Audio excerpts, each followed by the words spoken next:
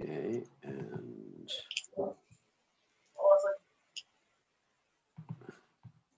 mute everybody.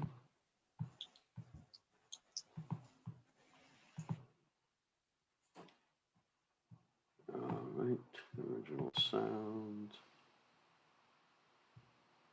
Live. Okay, now we are live on Facebook, original sound. Alrighty, and then video. Here I am again.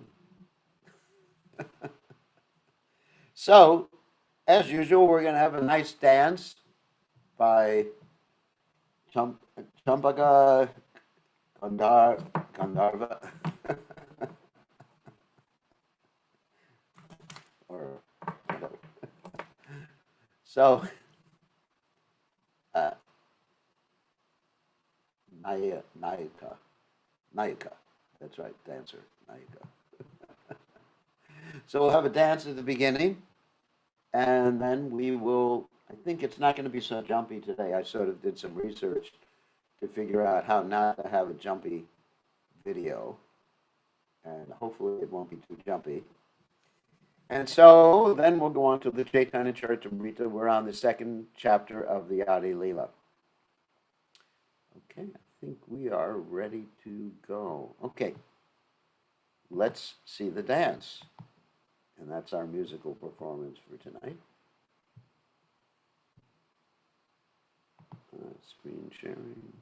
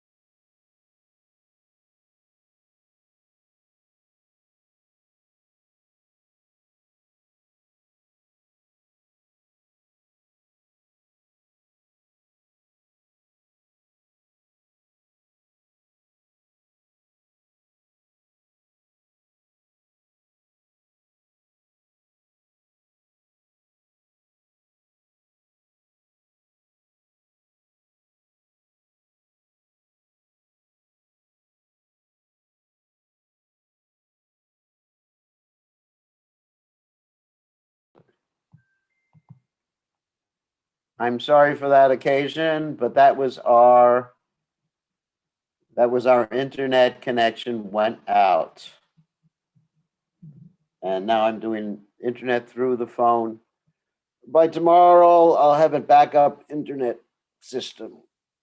So sorry for the glitch. This is the problem with the internet here. Okay, so that was Champa Guy. No, you just saw part of it, and it was a little jumpy because of the internet connection.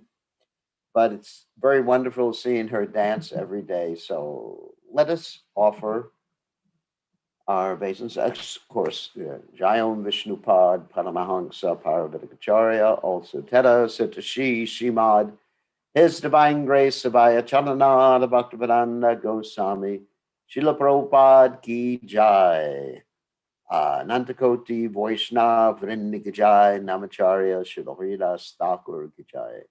Rem Se Kaho Shri Krishna Chaitanya, Prabhu Nityananda Shidwaita Gadadha, Shivasati Gaur, Bhakta Vrinda Ki Jai, Shri Shri Radhakrishna Gopika Vadnath, Shyam Kun Radhakunda, Giri Govardhan Ki Jai, Vrindavanam Ki Jai, Maturanam Ki Jai, Jagannatha Swami Ki Jai, Munamai Ki Jai, Srimati Tulasi Devi Ki Jai, Samaveda Bhakta Vrinda Ki Jai, Gaur Premananda Hari Hari Gaur. All glories the assembled devotees, all glories the assembled devotees, all glories the assembled devotees, all glories to Shri Guru and Gauranga Srila Prabhupada Ki Jai, Nama Om Vishnu Padaya, Krishna Prasthaya Bhutale, Shrimati Bhaktivedanta Swami Namani, Namaste Saraswati Devi, Gauravani Pacharni, Nivashesha, Shunyavadi Paschatya, Deja Tarni. So Omagana Timadanda Shah Gananjana Shalakya Chaksuram Midam Yena Tasmai Shikabedamaha. So I offer my respectful obeisances unto the lotus feet of my spiritual master, who so kindly opened my eyes with the torchlight of knowledge while I was blinded in the darkness of ignorance. Okay. So sorry for that glitch, but it was not my fault. So now we're going to go ahead and read from the Caitanya Caritamrta and comment from the Caitanya Caritamrta.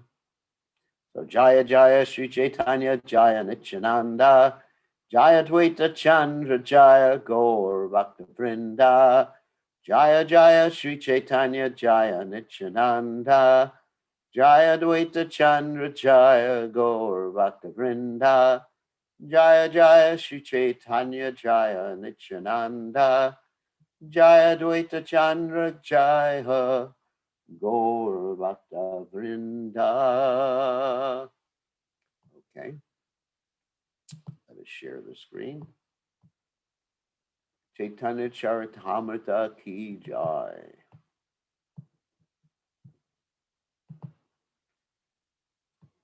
Okay, here we go. So, text 1, Adi Leela, chapter 2. So, Sri Chaitanya Prabhum Vande Balo Piyadanugrahat Tarananamatagraha Vyaptam Siddhanta Sagaram. Beautiful verse, actually. Hold on a second. I offer my obeisances to Sri Chaitanya Mahaprabhu, by whose mercy even an ignorant child can swim across the ocean of conclusions about the ultimate truth, which is full of the crocodiles of various theories. In other words, so many cheaters, so many cheating philosophies, so many speculative philosophies, and many of them are very attractive, such as philosophy that you can be God. There's even one religion that teaches you if you do your worship nicely, you can be the God of your own universe. It's actually a very prominent religion. I'm not going to mention which religion it is, but it's a very prominent religion. And they said you can be the God of your own universe. And when you are the God of your own universe, your whole family will come with you. That is your wife and your father and your mother and your dog and your cat and your pet tarantula. They'll all come with you to be the god of your universe.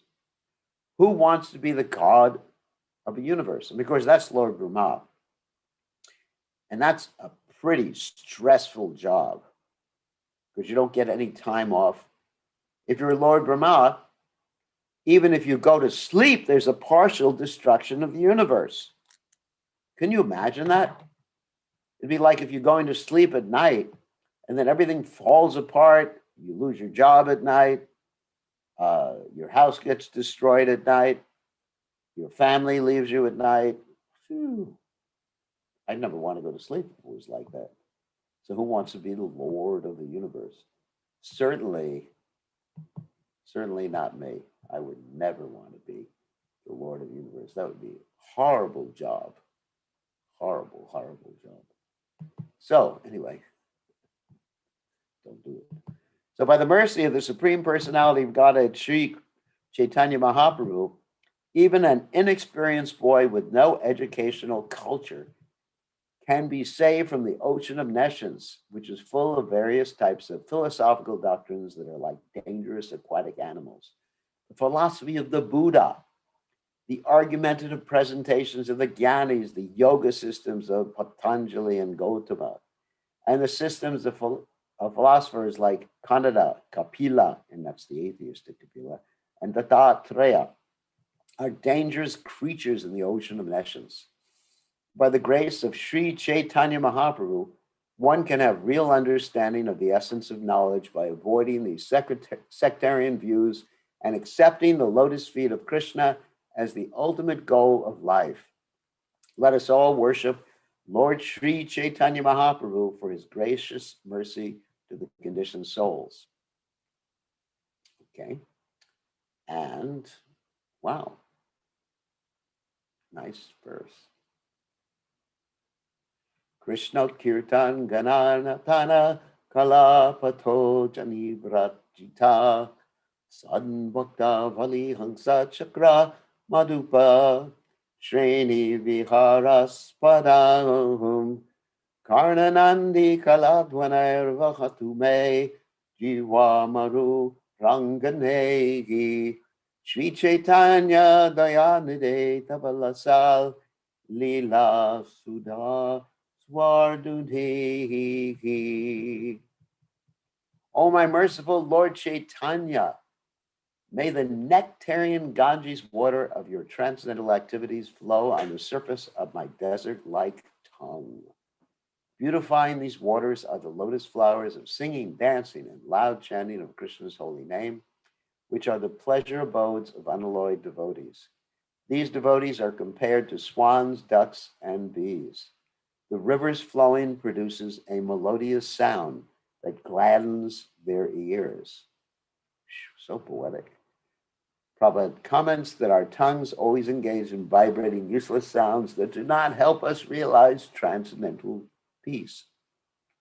The tongue is compared to a desert because a desert needs a constant supply of refreshing water to make it fertile and fruitful. Water is the substance most needed in the desert. The transient pleasure derived from mundane topics of art, culture, politics, sociology, dry philosophy, poetry, and so on is compared to a mere drop of water because although such topics have a qualitative feature of transcendental pleasure, they are saturated with the modes of material nature. Therefore, neither collectively nor individually can they satisfy the vast requirements of the desert-like tongue. Despite crying in various conferences, therefore, the desert-like tongue continues to be parched. For this reason, people from all parts of the world must call for the devotees of Lord Sri Chaitanya Mahaprabhu, who are compared to swans swimming around the beautiful lotus feet of Sri Chaitanya Mahaprabhu, or bees humming around his lotus feet in transcendental pleasure, searching for honey. The dryness of material happiness cannot be moistened by so-called philosophers who cry for Brahman, liberation, or similar dry speculative objects. The urge of the soul proper is different. The soul can be solaced only by the mercy of Lord Sri Chaitanya Mahaprabhu and his many bona fide devotees, who never leave the lotus feet of the Lord to become imitation Mahaprabhus, but all cling to his lotus-like feet like bees that never leave a honey-soaked lotus flower. Lord Chaitanya's movement of Krishna consciousness is full of dancing and singing about the pastimes of Lord Krishna. It is compared herein to the pure water of the Ganges, which are full of lotus flowers. The enjoyers of these lotus flowers are the pure devotees who are like bees and swans. They chant like the flowing of the Ganges, the river of the celestial kingdom. The author desires such sweetly flowing waves to cover his tongue. He humbly compares himself to materialistic persons who always engage in dry talk from which they derive no satisfaction. If they were to use their dry tongues to chant,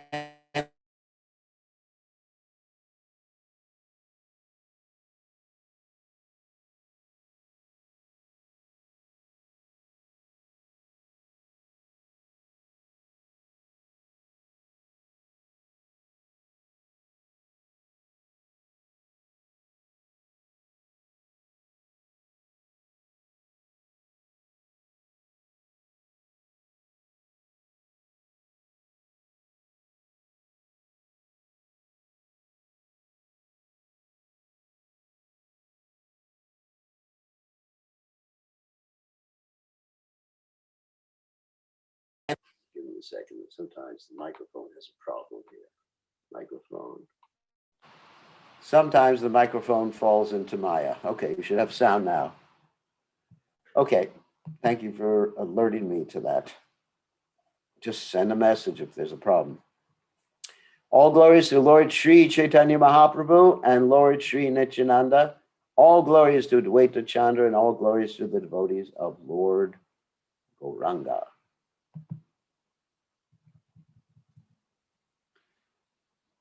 Tritiya Slokera Artha Kari Vivaran. Vastu Niresha Rupa Mangalacharan. Let me describe the meaning of the third verse of the first 14. It is an auspicious vibration that describes the absolute truth. Yadadvitam brahmapasha panashari tad apyashatanu va yahatmantaryami purusha iti so shamsa vibhava sad aishvaryai purno ya iha bhagavan sa swayam mayam na chaitanyat krishna's jagati paratatvam haramiha.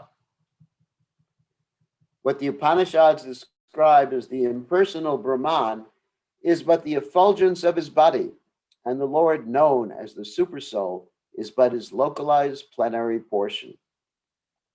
Lord Chaitanya is the Supreme Personality of Godhead, Krishna himself, full with six opulences. He is the absolute truth, and no other truth is greater than or equal to him. So, of course, this is Lord Chaitanya Mahaprabhu, whose effulgence is the impersonal Brahman. And as we mentioned before, the impersonal Brahman is not really impersonal. It's just the realization that people have about it that's impersonal, because the impersonal Brahman is comprised of what? Jiva souls floating around in it, swimming around in it, losing their consciousness in an unconscious state. And that's what the impersonal Brahman is. But those who enter into it have an impersonal understanding of Brahman. That's why it's called the impersonal Brahman. And that's the effulgence of Lord Chaitanya's body. An expansion of Lord Chaitanya is known as the super soul. It's a localized plenary portion. Localized means it's local in your heart. Lord Chaitanya is the Supreme Personality of Godhead, Krishna himself. In other words, the source of all incarnations, full with six opulences. And he's the highest truth. So, Prabhupada explains here that the compilers of the Upanishads speak very highly of the impersonal Brahman.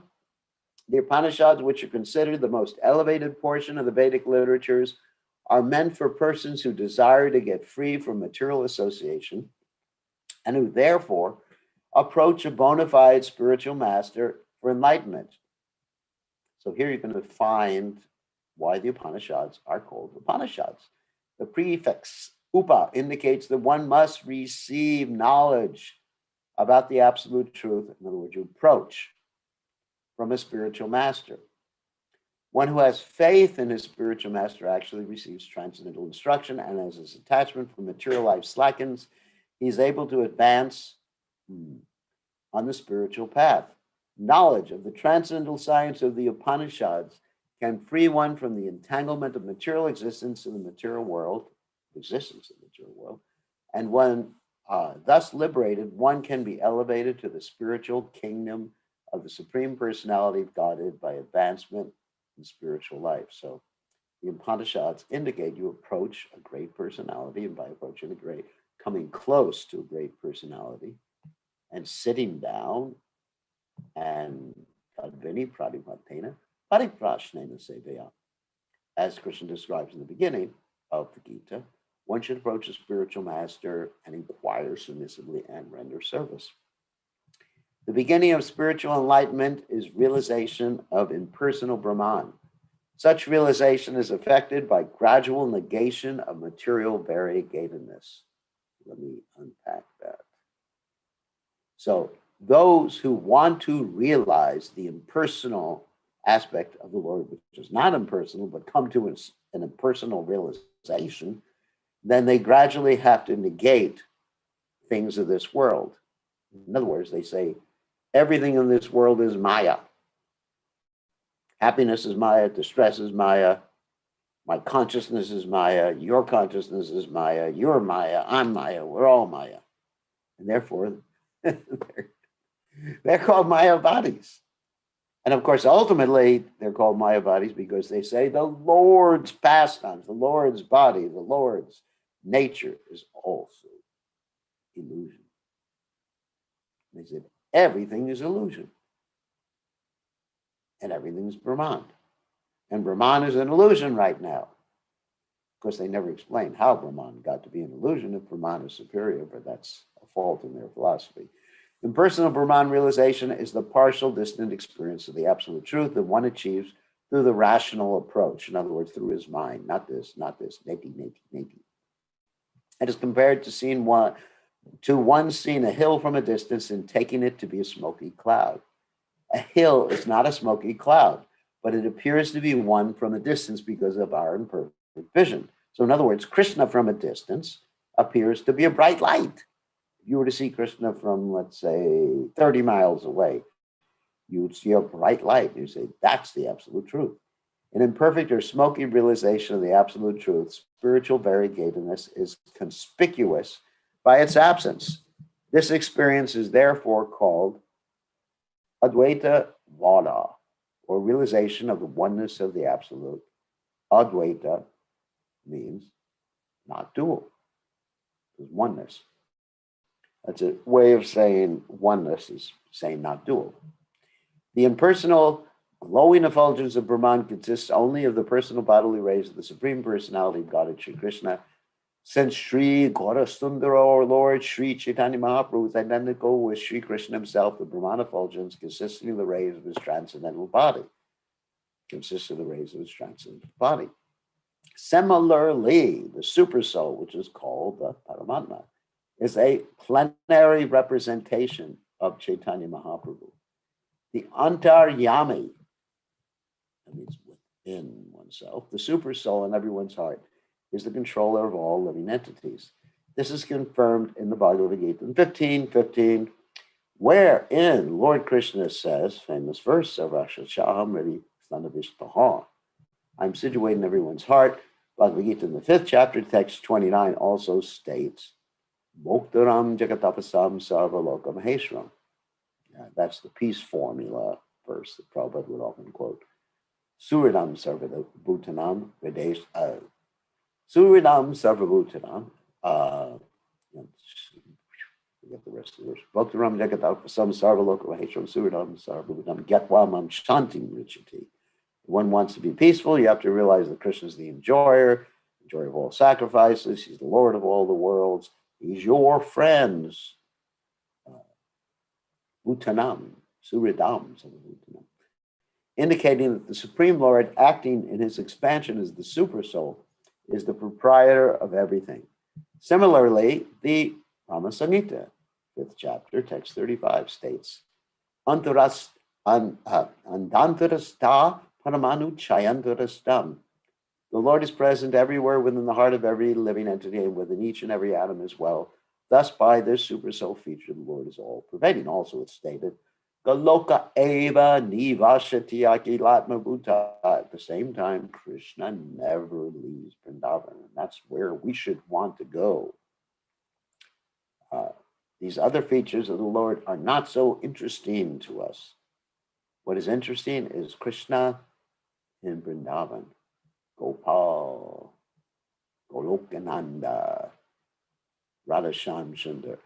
Furthermore, Lord Chaitanya is also the master. Actually, another thing is, in the topmost planet of the spiritual world, Goloka Vrindavan, there are different neighborhoods.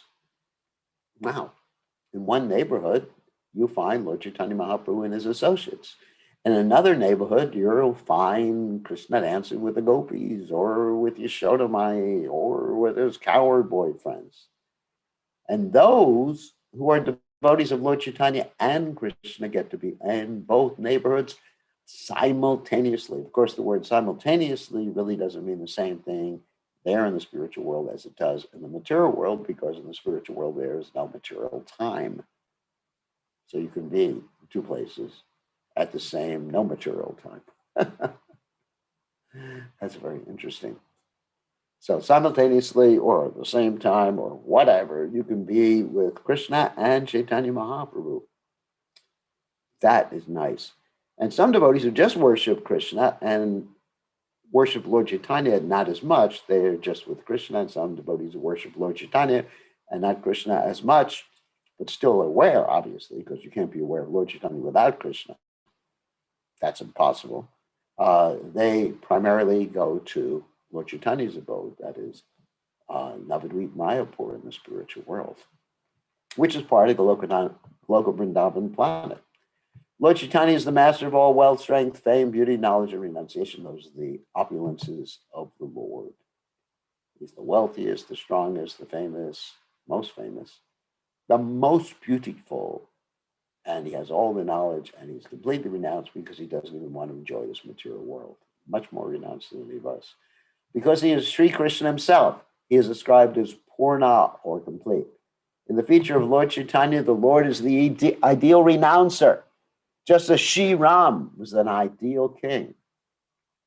Lord Chaitanya accepted the order of sannyas and exemplified exceedingly wonderful principles in his own life. No one can compare to him and the order of sannyas. Although in Kali Yuga acceptance of the sannyas order is generally forbidden, Lord Chaitanya accepted it because he is complete in renunciation. Others cannot imitate him, but can only follow in his footsteps as far as possible.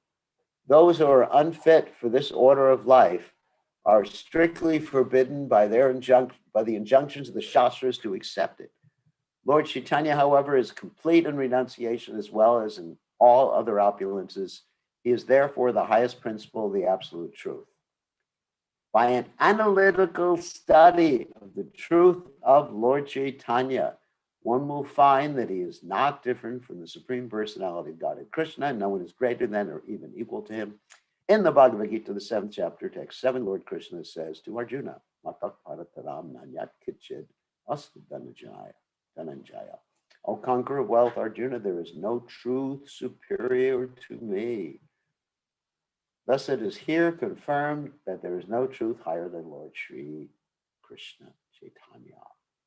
The impersonal Brahman is the goal of those who cultivate the study of the books of transcendental knowledge, and the supersoul is the goal of those who perform the yoga practices. One who knows the Supreme Personality of Godhead surpasses realization of both Brahman and Paramatma, because Bhagavan is the ultimate platform of absolute knowledge. The personality of Godhead is the complete form of Sat Chit Ananda, full life, knowledge, and bliss. By realization of the Sat portion of the complete whole unlimited existence, one realizes the impersonal Brahman aspect of the Lord. By realization of the Chit portion of the complete whole unlimited knowledge, one can realize the localized aspect of the Lord, the Paramatma, but neither of these partial realizations of the complete whole can help one realize Ananda, or complete bliss. Without such realization of Ananda, knowledge of the absolute truth is incomplete. Very important point. That you realize Brahman, you realize the eternal aspect, realize Paramatma, you realize the eternal aspect as well as the Chit knowledge aspect, and you realize Krishna, you get Ananda.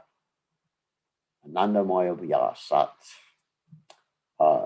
This verse of the Caitanya Charitamrta by Krishnadas Kaviraj Goswami is confirmed by a parallel statement in the Tattva Sandarbha by Srila Jiva Goswami. In the 8th part of the Tattva Sandarbha, it is said that the absolute truth is sometimes approached as impersonal Brahman, which, although spiritual, is only a personal representation of the absolute truth. Narayana, the predominating deity in Vaikuntha, is to be known as an expansion of Sri Krishna, but Sri Krishna is the supreme absolute truth, the object of the transcendental love of all living entities. A lot of philosophy here, but it's something that's very, very basic to our understanding of Lord Chaitanya and Krishna. Important to understand. Brahma Atma Bhagavan Anuvadatin Anga Prabha Angsha Swarupatina Videya Chin. Impersonal Brahman, the localized Paramatma, and the personality of Godhead are 3 subjects, and the glowing effulgence, the partial manifestation, and the original form are their 3 respective predicates. And that's easy to understand if you understand sentence structure. The impersonal Brahman is known by its glowing effulgence. The localized Paramatma is known by its partial manifestation, and the personality of God is known as the original form of the Supreme Personality of Godhead. Alrighty. Anuvada age pachi videya stapan sayartha kahi shuna shashta vivaran. A predicate always follows its subject. Now I shall explain the meaning of this verse according to the revealed scriptures. Swayam Bhagavan Krishna Vishnu Paratattva Purna Jnana Purna Ananda Parama Mahatattva. Krishna, the original form of the personality of Godhead, is the summum bonum of the all-pervading Vishnu. He is all perfect knowledge and all perfect bliss. He is the supreme transcendence. He is the topmost realization. That's what's being said in this verse of Vishnu. I mean, it's a category. Vishnu Tattva. Vishnu Tattva is a category, and also the word Vishnu can refer to an expansion of the Lord. So depending on the context in which a word appears, a word can indicate different factors. So the word Tattva means thatness. Now, that's really difficult to understand. Thatness. So what do we mean by thatness? Thatness means something that continues to exist, that is a permanent, let's say, category. And in the Bhagavad Gita, we find nasato vijate vavo, nabhavo vijate sataha, ubiora pitrushnuantas tvanias tat udarshabhi. That the sages consider that those things which have a beginning and end, which don't continue to exist, is unreal. So when those things which continue to exist, they're real. So that's what a tattva is. It's real. It's a real category. Something that's eternal. Just like if you're Jiva Tattva, for example, you're never going to change to a different Tattva. You're never going to change to a different category. You're always going to be Jiva Tattva. And of course, you're not Vishnu Tattva, but Krishna is Vishnu Tattva, and that's always his category. And Radharani is Shakti Tattva. She's the Adi Shakti of the Supreme Personality of Godhead, which means the original potency of the Lord. Okay, let's continue. Nanda Sutta Pali Yanre Bhagavate Goy. Say Krishna Avatirana Caitanya Gosai. He whom Srimad Bhagavatam describes as the son of Nanda Maharaj has descended to earth as Lord Caitanya. So, commentary, according to the rules of rhetorical arrangement for efficient composition and literature, a subject should be mentioned before its predicate. Not always in English. But the Vedic literature frequently mentions Brahman, Paramatma, and Bhagavan, and therefore these three terms are widely known as the subjects of transcendental understanding.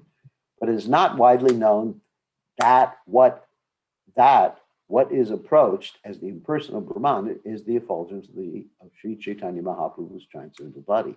Nor is it widely known that the supersolar Paramatma is only a partial representation of Lord Chaitanya, who is identical with Bhagavan himself. Therefore, the descriptions of Brahman as the effulgence of Lord Chaitanya, the Paramatma, as his partial representation, and the Supreme Personality of Godhead Krishna as identical with Lord Chaitanya Mahaprabhu must be verified by evidence from authoritative Vedic literature. So this is very important. Any sort of statement of truth, tattva, that is made has to be verified from Shastra.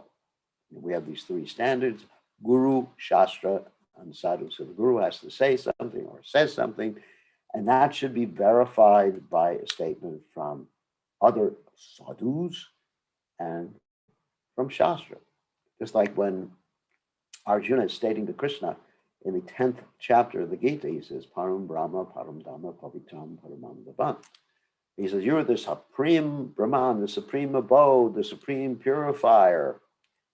And he says, why do I accept this? Because the Hustvam Rishyat Sarve Devarshir Naradastata. Because the great sages like Vyasa, Narada, etc., have declared this of you, and you yourself are also declaring it.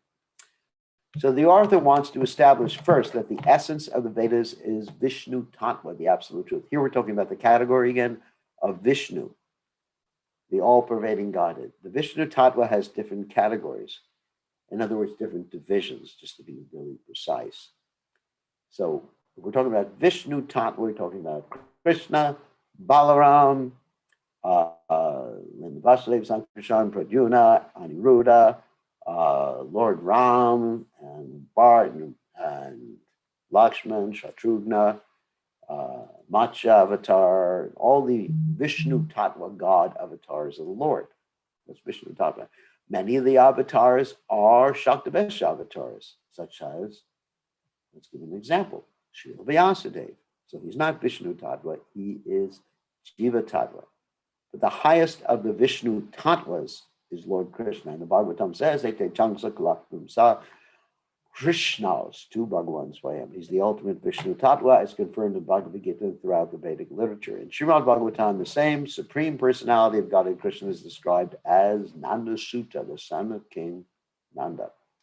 Krishnadas Kaviraj Goswami says that Nanda Sutta has again appeared as Lord Sri Krishna Chaitanya Mahaprabhu, and he bases this statement on his understanding of the Vedic literature, concludes there is no difference between Lord Krishna and Lord Chaitanya Mahaprabhu. This the author will prove. If it is thus proved that Sri Krishna is the origin of all tattvas, truths, in other words, tattva, truth, something that is, something that is. You know, the word tattva doesn't precisely mean truth, it means thatness, which something that is eternal. So anyway, so there's Vishnu Tattva, Shakti Tattva, Jiva Tattva, and there's a special other category which none of you will guess, and that's Shiva Tattva. Shiva Tattva. Lord Shiva is of a special category in and of himself. He's not Vishnu, he's not Jiva, but he's an expansion of Vishnu, but not Vishnu Tattva, meant for dealing with the material world. So here we go. Namely, Brahman, Paramatma, and Bhagavan, and that there's no difference between Sri Krishna and Lord Sri Chaitanya Mahaprabhu. It will not be difficult to understand that Sri Chaitanya Mahaprabhu is also the same origin of all tattvas. The same absolute truth as he is revealed to students of different realizations is called Brahman, Paramatma, and Bhagavan. And that's what the Bhagavatam says. Brahmeti, Paramatmeti, Bhagavaniti, Shabdate. And exactly that's what the Bhagavatam verse says. There's the absolute truth is known in three features: non-dual, Brahman, Paramatma, and Bhagavan. Okay. Prakasha Visheshe Tena Dare Tina Nam. Brahma Paramatma Ara Swayam Bhagavan. In terms of his various manifestations, he is known in three features called the impersonal Brahman, the localized Paramatma, and the original personality of God. Is pretty repetitive. Srila Jiva Goswami has explained the word Bhagavan in his Bhagavat Sandarbha. The personality of Godhead, being full of all conceivable and inconceivable potencies, is the absolute supreme whole. Impersonal Brahman is a partial manifestation of the absolute truth, realized in the absence of such complete potencies. The first syllable of the word Bhagavan is Bha. Remember how I pronounce it? Bha, which means sustainer and protector. The next letter, Ga, means leader, pusher, and creator. Va means dwelling. All living beings dwell in the Supreme Lord, and the Supreme Lord dwells within the heart of every living being. And so combining all these concepts, the word Bhagavan carries the import of inconceivable potency and knowledge. Now, of course, Bhaga means opulence, and Van means full. Carries the import of inconceivable potency of knowledge, energy, strength, opulence, power, and influence devoid of all varieties of inferiority, and also renunciation. Without such inconceivable potencies, one cannot fully sustain or protect. Our modern civilization is sustained by scientific arrangements devised by many great scientific brains. We can just imagine, therefore, the gigantic brain whose arrangements sustain the gravity of the unlimited number of planets and satellites, who creates the unlimited space in which they float. If one considers the intelligence needed to orbit man-made satellites, one cannot be fooled into thinking that there is not a gigantic intelligence responsible for the arrangements of the various planetary systems. There is no reason to believe that all the gigantic planets float in space without the superior arrangement of a superior intelligence. This subject is clearly dealt with in the Bhagavad Gita in the 15th chapter, text 13, where the Supreme Personality of Godhead says, I enter into each planet, and by my energy they stay in orbit. Were the planets not held in the grip of the personality of Godhead, they would all scatter like dust in the air. Modern scientists can only impractically explain this inconceivable strength of the personality of Godhead. So, in other words, if one looks at the material energy, this is called the proof of the existence of God by nature. It's one of the proofs. And if one looks at the material energy, one will see that the arrangements could not have come about by chance. And I've given many courses on this, dealing with microbiology or cellular biology, that if you look inside a cell, what do you see? Not just some protoplasm, some blob. You see more things going on inside each and every cell than go on, at least externally, inside any city or maybe even all the cities in the world. One cell. And how many cells you have in your body? Billions or trillions or whatever, quadrillions of cells in your body. And even in one cell, there's actually all these incredible mechanisms, these protein mechanisms. You've got kinesins, who are like little walking guys who walk the cellular garbage from one part of the cell to another, or carry different things from one part of the cell to another. And they actually have legs. And they walk. And then you have all sorts of things going on. I can't explain all the complexities of the cell now, but it's amazing. And the scientists don't even understand one cell, one simple cell. Haven't been able to create it. That's with all their brains and computers and everything, haven't been able to create one cell. So how is it that, according to these same scientists, the cells and life and the combination of different cells came about by chance? Impossible. It's a fool's dream. Okay, the potencies, we're almost finished. The potencies for the day of the syllables ba, ga, and ba apply in terms of many different meanings. Through his different potent agents, the Lord protects and sustains everything, but he personally protects and sustains only his devotees, just as a king personally sustains and protects his own children while entrusting the protection and sustenance of the state to various administrative agents. In other words, the devotee is taken care of by the Lord himself. The Lord is the leader of his devotees, as we learn from the Bhagavad Gita, which mentions that the personality of Godhead personally instructs his loving devotees in how to make certain progress on the path of devotion and thus surely approach the kingdom of God. The Lord is also the recipient of all the adoration offered by his devotees, from whom he is the objective and the goal. For his devotees, the Lord creates a favorable condition for developing a sense of transcendental love of Godhead. Sometimes he does this by taking away, oh my God, a devotee's material attachments by force and baffling all his material protective agents. For thus, the devotee must completely depend on the Lord's protection. In this way, the Lord proves himself the leader of his devotees. That's scary. It takes away everything. Let's see how much more we have in this. Whoops, we got quite a bit. So we're going to end here on that scary note, how the Lord takes away things and makes us depend completely on his protection. Scary. So, okay. So now we will take some questions.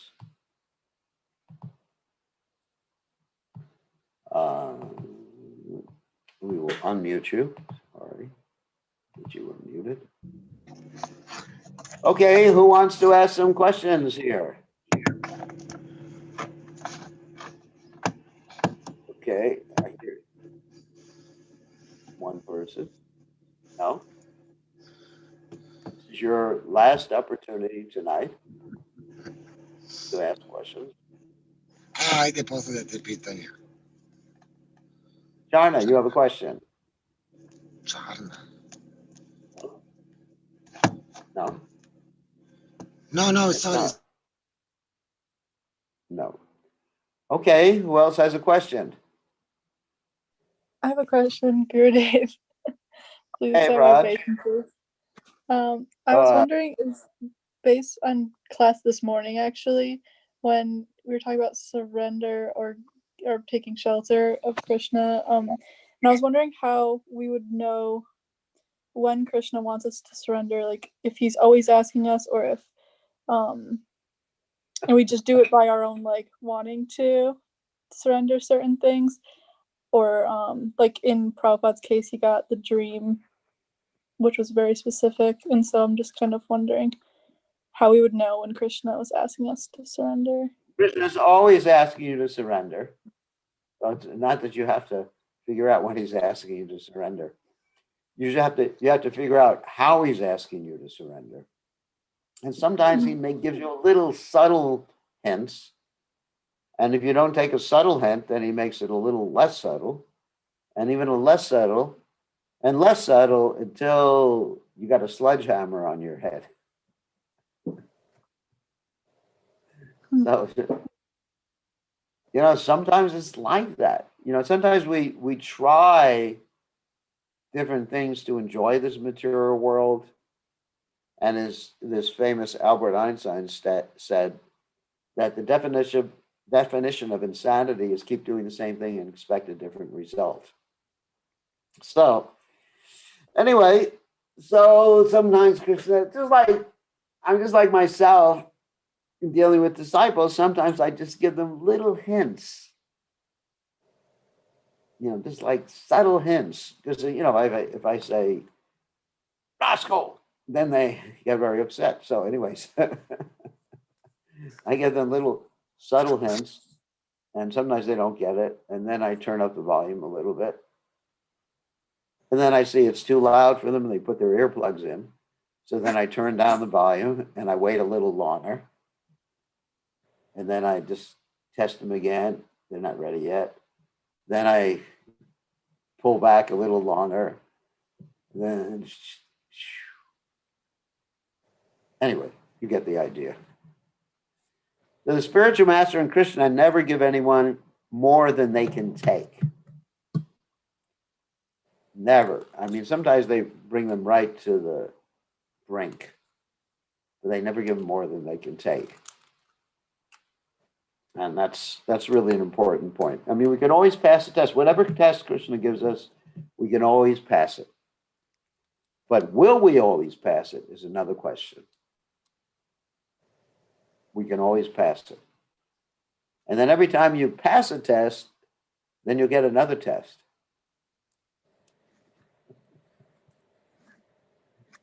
It's just like going,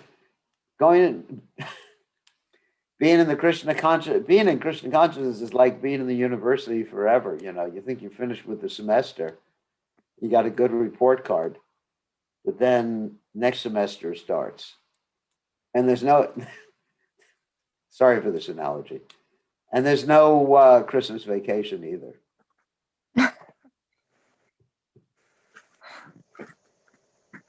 Krishna, can I take 2 weeks off with pay or something like that? 2 weeks off with no tests? How about a trip to Hawaii? Yeah.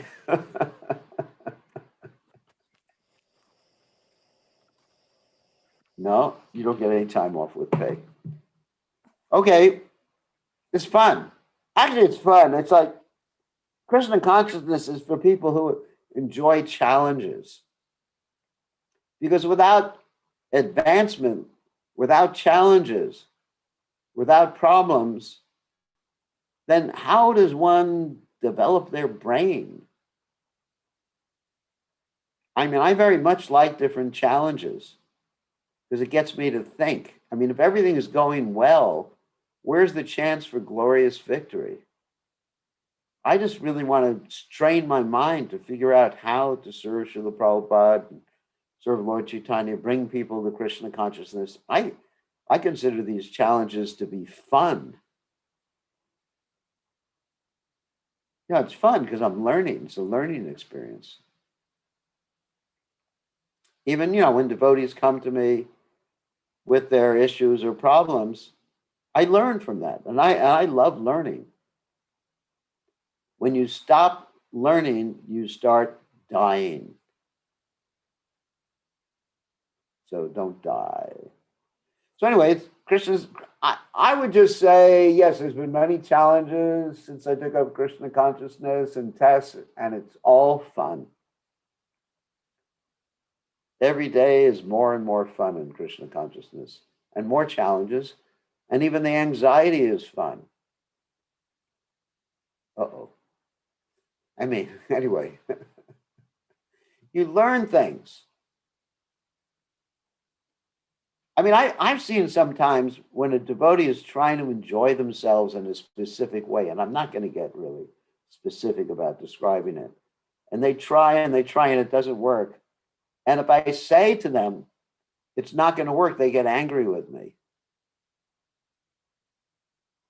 I mean, it's just unbelievable. And I said, you know, it's just not meant to be. It's like that story of Chitraketu. Okay, here's Chitraketu. Not here he is. But Chitraketu was a king from the Bhagavatam. And according to his astrology, someone here mentioned to me, when in astrology someone says you have a graha in your house, it is because of your karma. The graha moves into different houses. Actually, whatever is in my house or any of the houses, I just chant Hare Krishna and I don't worry about what's in my house. So let's go back to the story of Chitraketu. So Chitraketu, he really wanted a son. You know, that was his whole focus in life. According to his astrology and his fate and Krishna's desire, the guy wasn't supposed to have a son. So he was thinking, well, maybe if I try another wife. So he starts to just like go after one wife, another. You know, he doesn't get divorced. He's a Vedic multi-wife experiencer. Anyway.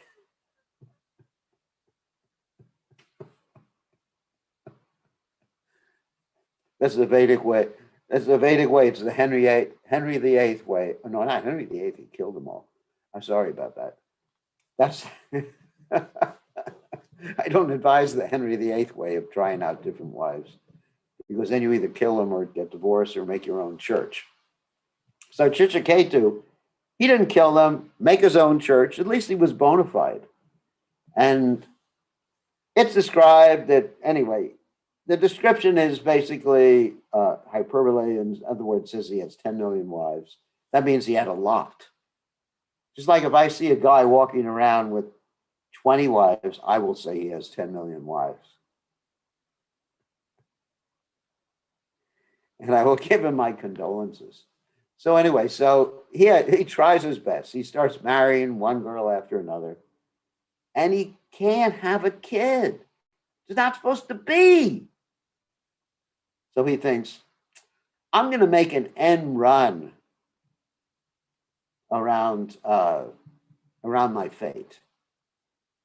Instead of accepting, I'm not supposed to have a kid. Okay, Hare Krishna, just chant Hare Krishna. Don't have to worry about anything. All right, so the sage Angira comes. He's a great sage. He has the ability to bless people. So he says to the sage, oh, my dear sage, I want a son. The sage says, you're not supposed to have one, guy. And he said, I really want one. And he says, all right, I can arrange, but your son is going to be Harsha Shoka, is going to give you happiness and distress. And Chichiketu was thinking, that's all right. Everybody's happiness and distress. It's like, sometimes I think, oh, he's a fantastic disciple. It's always Harsha Shoka, happiness and distress.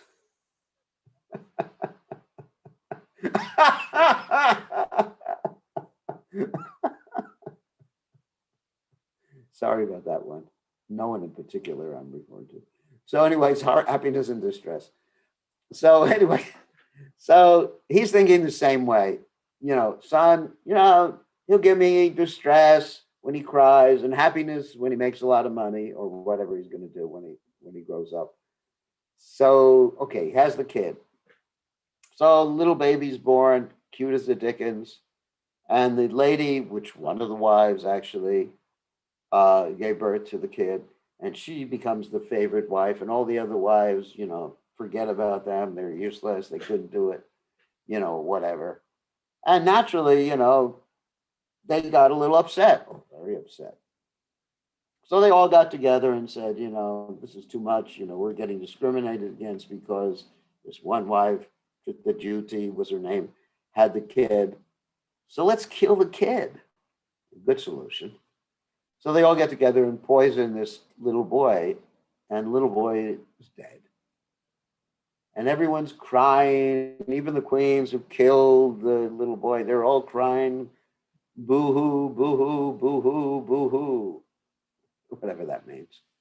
And I don't even know what it means. But anyway, I don't know where people got that expression, because I never heard anyone crying with that expression before. It's usually whoo, like that. So anyway, so they're crying. They're crying and crying and crying. And the dead body is there. And then finally, Narada Muni comes with a Parvata Muni, and they say, what's the problem? What's the problem? And he said, my son, my son. And Narada Muni says, okay, let me try something. I'll bring him back to life for a second. So this little boy comes back to life, rises up out of the tomb or out of his bed or whatever. And he says, which father are you? We had so many fathers. And he actually preaches a little Krishna consciousness there. And then, boop, he passes away, goes back again. The father goes, yep, I wasn't supposed to enjoy that thing. And I should have just accepted Krishna's will. Many people don't accept Krishna's will like that.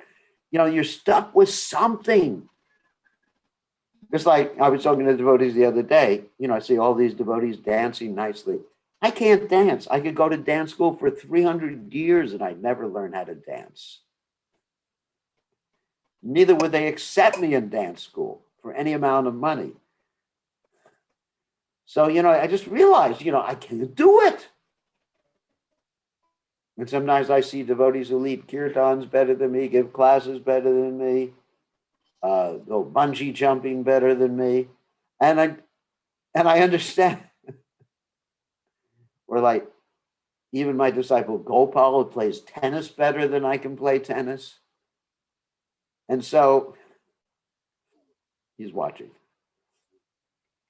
And I understand, I understand. It's not in the cards for me.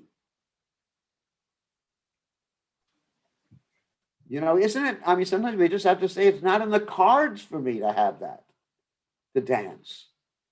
It's not in the cards for me to be Bill Gates or Elon Musk or to be whatever. I can't even think of anyone else I'd like to be.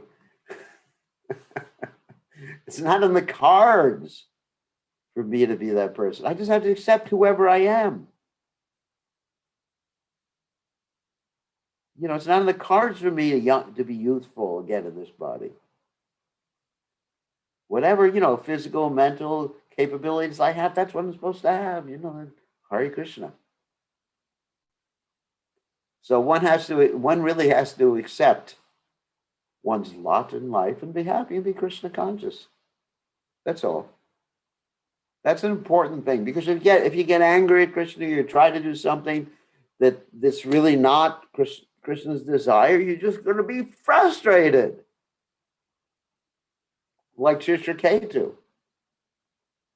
I mean, he was really frustrated, the poor guy. Of course, he learned his lesson ultimately. He just went on, after that whole episode with his kid getting killed, he decided to just go on Sankirtan and distribute books. He had a traveling party together with a bunch of ladies who were not his wives. And they preached Krishna consciousness. And then later on, he made a little mistake and he got cursed to be a demon. What was the little mistake? He joked a little with Lord Shiva. Because Lord Shiva had his wife on his lap and he just joked. He said, you think this is appropriate in front of a bunch of sages? And so Lord Shiva's wife, Parvati Durga, cursed him to become a demon. And instead of fighting against it, what did he do? He said, this is my fate. Thank you, Mataji. And he accepted it. And then he became the most Krishna conscious demon that the world has ever known. Isn't it? Rudrasura. And he was a fantastic demon. He was preaching to the demigods. So anyway, so sometimes we just have to accept our faith and then the tests that Krishna sends. And then life is so blissful. We just throw our hands up and say, Krishna. Of course, we have to use our intelligence. That's another point. I think this is very important. I was talking to some devotees in one of the temples I'm in charge of, not here in North Carolina, another temple I'm in charge of in the world. And they were saying, Krishna will protect us if we blow on the conch shell and share it with everybody during the COVID times. Krishna will protect us if we share the Charanamrita with everybody.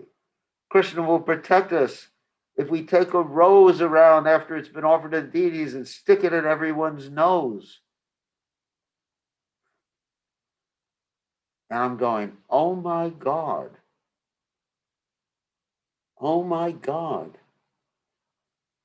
What kind of intelligence is this? Yes, Krishna will protect you, but he also protects you by giving you the intelligence not to stick a rose in your nose that everybody has sneezed on who might have COVID. You got to use your brains too. And this devotee was telling me, well, we're blowing on the conch shell, but I just wash it with water in between people. Well, got news for you. The COVID virus does not go away by taking a bath. So anyway, so yes, we accept, but we can make some endeavor. Obviously, we have to use our intelligence. We go to a doctor. We sterilize things before touching them. We wear a mask. Some people are saying wearing a mask is Maya. Well, just ask Gopal. Even Batman wears a mask.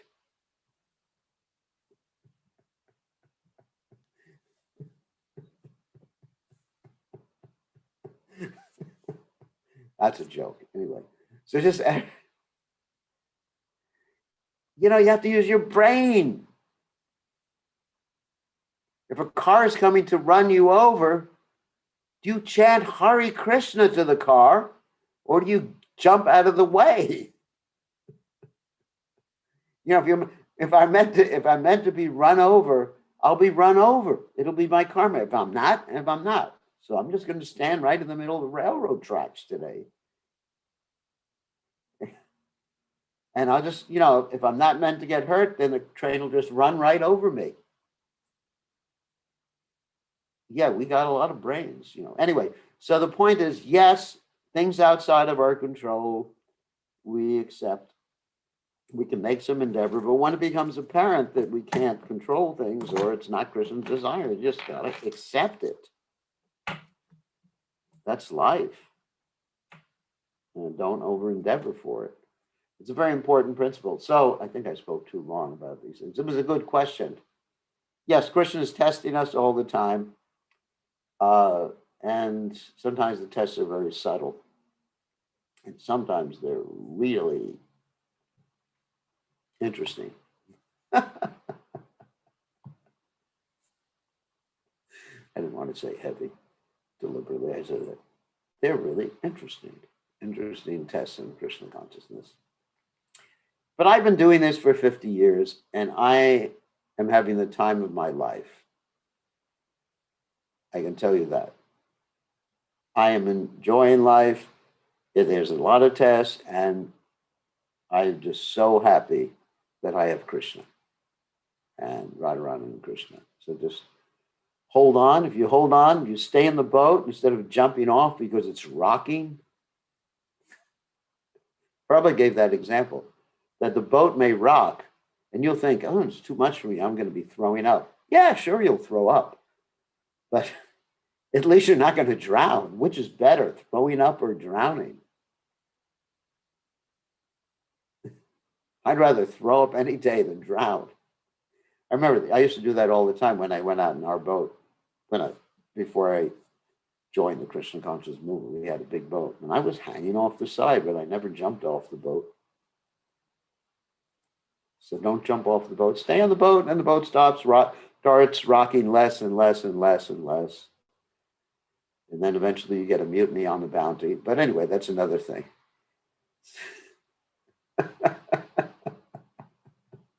At least stay on the boat. So I think it's time. So sorry about that. I got speaking a little bit too long. Okay. On that happy note, see you all